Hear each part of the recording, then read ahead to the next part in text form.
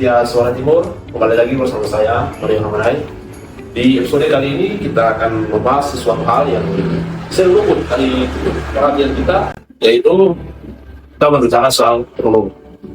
Nah, pada hari ini saya akan mengupas tuntas ekonomi Ramadan dan hadir bersama saya yaitu narasumber. Yo, halo. Perkenalkan, nama saya Dinyo Ayutolehuru. Saya di sini sebagai narasumber untuk mengupas tuntas tentang apa itu ekonomi kelembagaan. Nah, sebelum kita masuk ini teman, mungkin akan teman bisa jelaskan dulu nih, bagaimana sih awal mula munculnya ekonomi kelembagaan?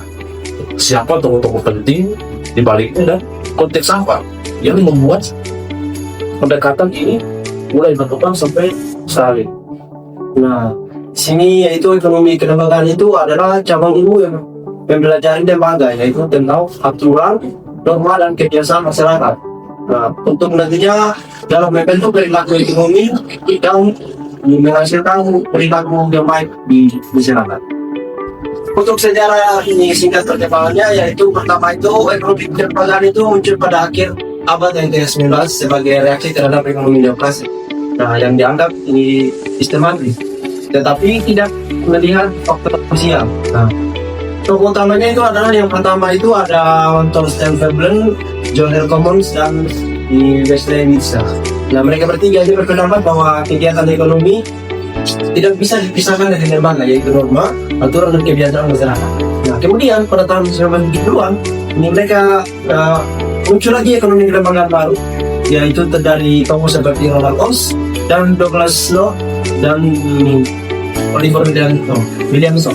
Nah, mereka bertiga juga menggabungkan di teori neoklasik dengan kelembagaan, khususnya konsep dan biaya transaksi dan hak kepemilikan.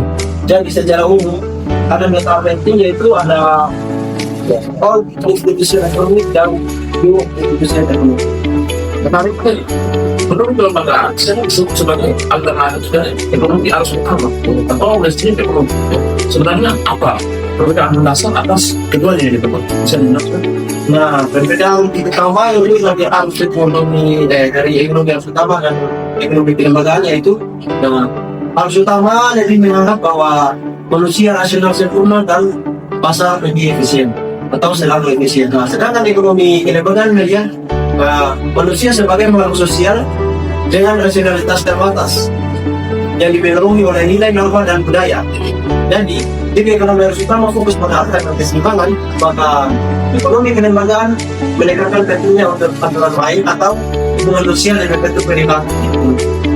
Nah, ini teman, apa saja sih karakteristik yang penting dari ekonomi kelembagaan yang membuatnya bisa berkembang dan relevan sampai dengan sekarang ini? Nah, yang dari karakteristik dari ekonomi kelembagaan ini itu ada 3 karakteristik. Yang pertama itu sifat dan disipliner, yaitu menggabungkan ilmu ekonomi dengan hukum, politik, antropologi, dan sosiologi. Dan yang kedua itu berbasis sejarah dan konteks sosial. Nah, yaitu lembaga dipandang sebagai hasil evolusi sosial, bukan hanya desain nasional karena perilaku ekonomi yang selalu dipengaruhi oleh pengalaman. Dan yang ketiga ini berorientasi pada perubahan. Nah, tidak hanya mencari keseimbangan, tapi memahami bagaimana ekonomi bisa berubah dan beradaptasi. Jadi, selain itu ekonomi kelembagaan ini menekankan konsep eksistensi atau ketergantungan pada lintasan. Nah, artinya sejarah ini selalu menurut bidang ekonomi masa kini dan masa depan. Nah, begini nih teman, dalam perkembangan saya mendengar ekonomi kelembagaan ini membangun masalah atau ada yang berkira. Bisa teman jelaskan apa saja konsep utama dan fungsinya masing-masing? Nah, jadi ini dalam mazhab atau aliran pemikiran utama yang kelembagaan ini ada 3 mazhab juga.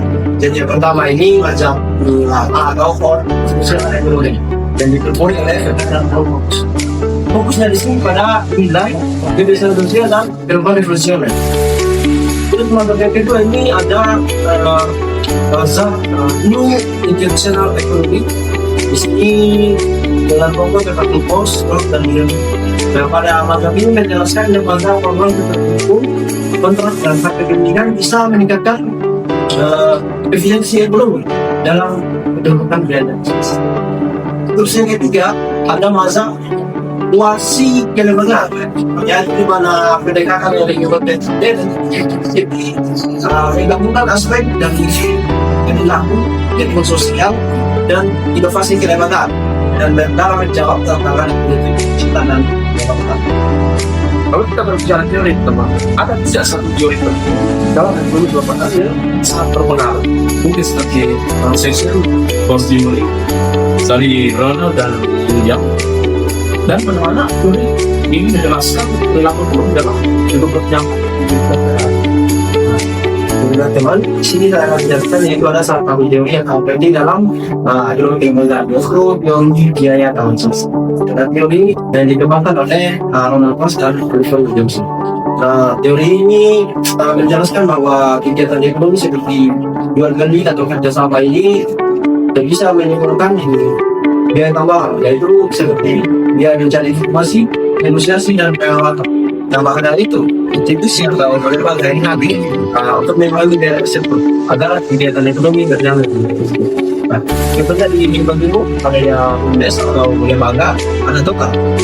Lembaga ada tukar ini memang menurunkan biaya transaksi dan pengelolaan energi terbarukan agar bisa meningkatkan kepercayaan dan kepastian bagi masyarakat.